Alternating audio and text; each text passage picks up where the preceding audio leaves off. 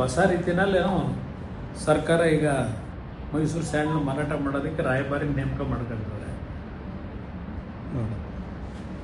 ಸರ್ಕಾರದಲ್ಲಿ ಹಣ ಇಲ್ಲ, ಇಷ್ಟು ದುಬಾರಿ ಮೊತ್ತ ಅವಶ್ಯಕತೆ ಇತ್ತಂತೆ. ಕೆಲ ಇದೆ 6 ಕೋಟಿ. ಸರ್ಕಾರದಲ್ಲಿ ಇದಕ್ಕೆಲ್ಲ ಏನು ತೊಂದರೆ ಇಲ್ಲ.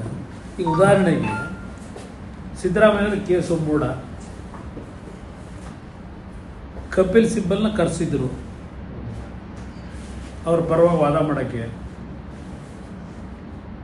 ಸಿದ್ದರಾಮಯ್ಯವ್ರ ಮನೆ ಕೊಡಬೇಕು ಇದು ಕರೆಸೋದ ಮೇಲೆ ದುಡ್ಡನ್ನ ಸರ್ಕಾರದಿಂದ 1,49,00,000 ಬಿಲ್ಲು ಕಪಿಲ್ ಸಿಬ್ಬಲ್ಗೆ ಪೇಮೆಂಟ್ ಕೊಡೋಕೆ ತೀರ್ಮಾನ ತಗೊಂಡವ್ರೆ. ಯಾರಪ್ಪನ ಮೇಲೆ ದುಡ್ಡು ಸಿದ್ದರಾಮಯ್ಯ? ಇದು ಜನಗಳಿಗೆ ತೆರಿಗೆ ಮೇಲೆ ತೆರಿಗೆ ಹಾಕಿ ಇಂಥದಕ್ಕೆ ನೀವು ದುಡ್ಡು ಉಪಯೋಗ ಮಾಡ್ತಾ ಇರೋದು. ನೀವು ಮಾಡ್ಕೊಂಡಿರೋ ತಪ್ಪಿಗೆ ಸರ್ಕಾರದಿಂದ ಕಪಿಲ್ ಸಿಬ್ಬಲ್ನ ಕರೆಸಿ 1,49,00,000 ಪೇಮೆಂಟು